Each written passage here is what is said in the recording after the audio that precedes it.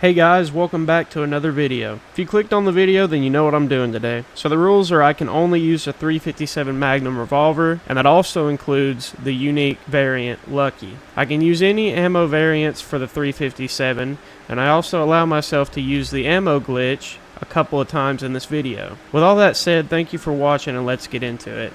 Waking up in a creepy old doctor's house, he tells me that I got shot in the head. Well, at least now I know why my head hurts, but that doesn't explain the pain in my ass. After creating my character, and by creating, I only mean changing his hair color, I make my way to the machine in the corner to select my special stats. After spreading my points out evenly, I immediately regret not draining strength so that I could have made luck 10 for the crit chance. Oh well, I'm not going to redo it. I then sit down on the couch for a psych eval, but I spam through it so I can just assign the perks I want. The perks I choose are Barter, Guns, and Repair. I take Barter for buying ammo and stim packs, Repair so I can fix my gun via Frankensteining other revolvers, and Guns because, well, do I really need to explain that one? For my traits, I take Trigger Discipline and Wild Wasteland. One for the accuracy, and one for fun.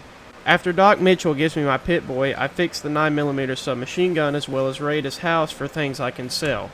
After sitting through the load-up messages from the DLCs, I make my way to Chet's to buy gun and ammo for the run. He, of course, is as useless as ever and doesn't have one, but not to worry as I can commandeer one from the saloon next door. I then make my way outside to murder some bottles with Sunny Smiles. After that, I head to the graveyard for the snow globe that sits atop one of the graves. I then make my way to Black Mountain so that I can use the dead NCR soldier's armor from there to use the monorail to gain access to the strip. Thankfully, he also has ammo and a revolver for me to make repairs in the future. As I reach the outside of New Vegas, I encounter some ants that I quickly dispatch before continuing on my way to the monorail. Once inside the strip, I make my way to Lucky 38 to talk to House, as I'll be siding with him for this run. After a talk with House, I need to prepare myself for the fight with Benny. I'm going to take him out as quickly as I can so that he doesn't run off to the Legion's fort, and I have to go all the way over there to get him. I do this by stopping at Mick and Rouse, as well as the gun runners, for ammo for my weapon. I then start running around and grabbing as many quests as possible to get my XP up, so that I can get some more levels and do better damage. The first place I stop is the Atomic Wrangler, as their quests aren't really too hard.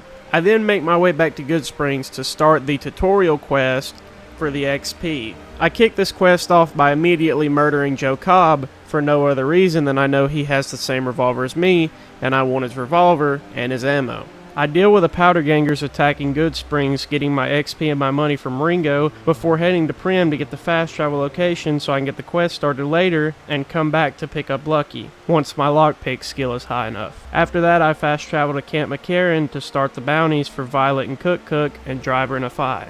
For my first bounty, I choose Cook. Dealing with Cook is easy. I just kill his prize Brahmin and he frenzies, taking out most of his men for me. Then it's just me and him, but utilizing the rubble, I peek in and out while whittling down his health until he dies. After returning Cook's head to Major Daughtry, I take Violet's bounty next. But before I go kill her, I look for the Vegas clinic to get some implants. Which implant, you may ask?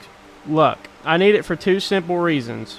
Better crit chance, and because in between every quest on the strip I've been playing blackjack and losing. And although all that footage will be cut out, I'm tired of losing at blackjack. After getting the luck upgrade, my ADHD takes over again and I head to the tops to show Benny why medically shooting someone in the head isn't a great way to kill them. There's two options for this quest. Option 1, have a high speech, or option 2, evidence against Benny. But may I present option 3?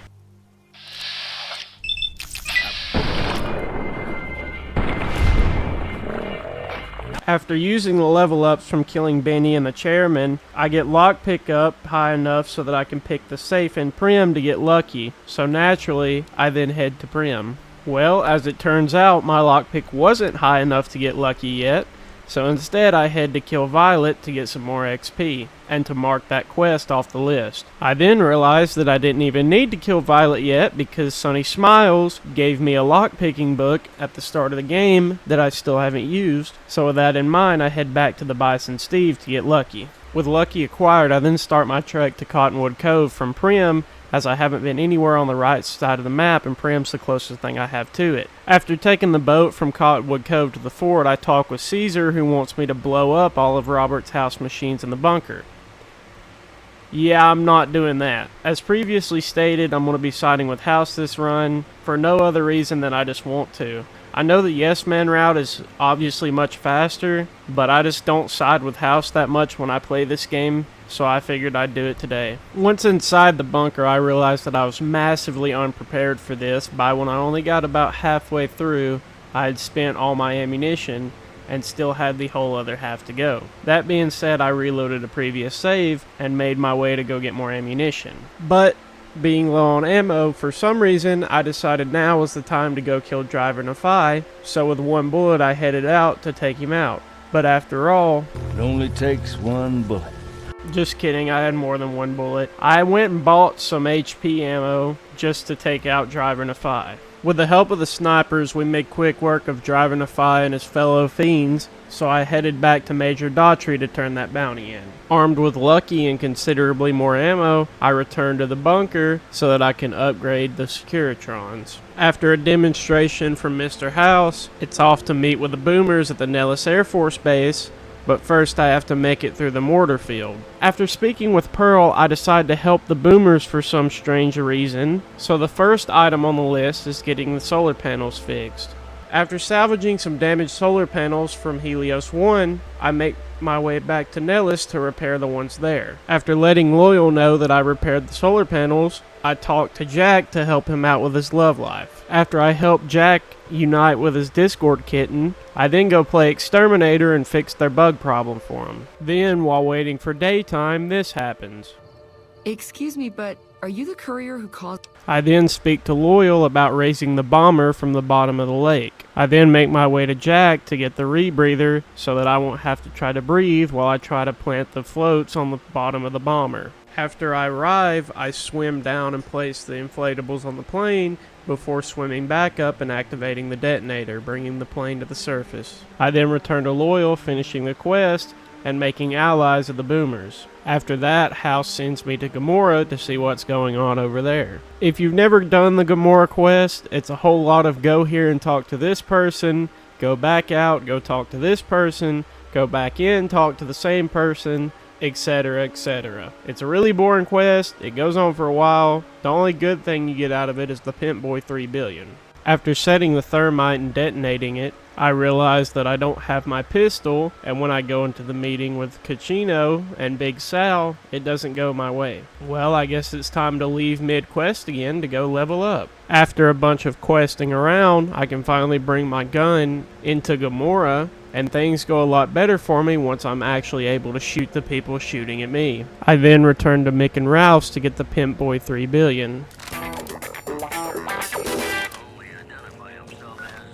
Next, it's back to House, who tells me that now it's the Brotherhood's turn. I play along with what the Brotherhood wants for a little bit, just so I can overthrow the current Elder and get power armor training from the new Elder that I put in power, and then while they're not looking, I take the key cards and blow the entire place up. Now you could say that I failed the challenge here, as technically I set off the detonation and killed everybody inside, and that was not using a 357 Magnum, but I would make the argument that they shouldn't have let a random man in, and then they definitely shouldn't have had literal directions on how to blow the place up, as well as have the place to set the detonation codes in completely unguarded. They did it to themselves. And now it's time to assault the dam, or at least it would be if I wasn't heavily underleveled and had zero chance of taking on the Legate. So, for some reason that I don't understand myself, I decided it would be a good idea to go do the Big Empty DLC to get some levels from it. So if you've never played the Big Empty DLC before, basically the entire DLC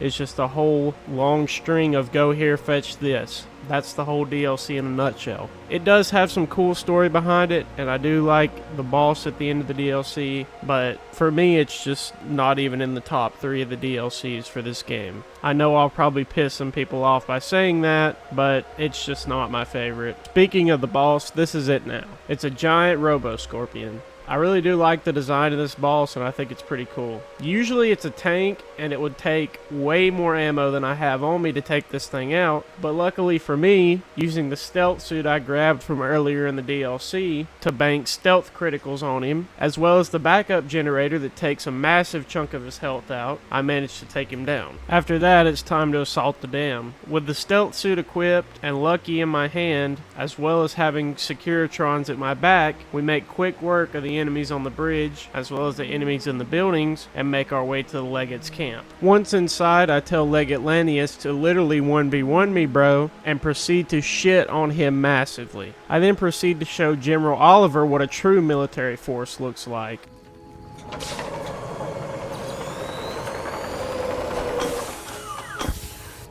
What is this Brahmin shit?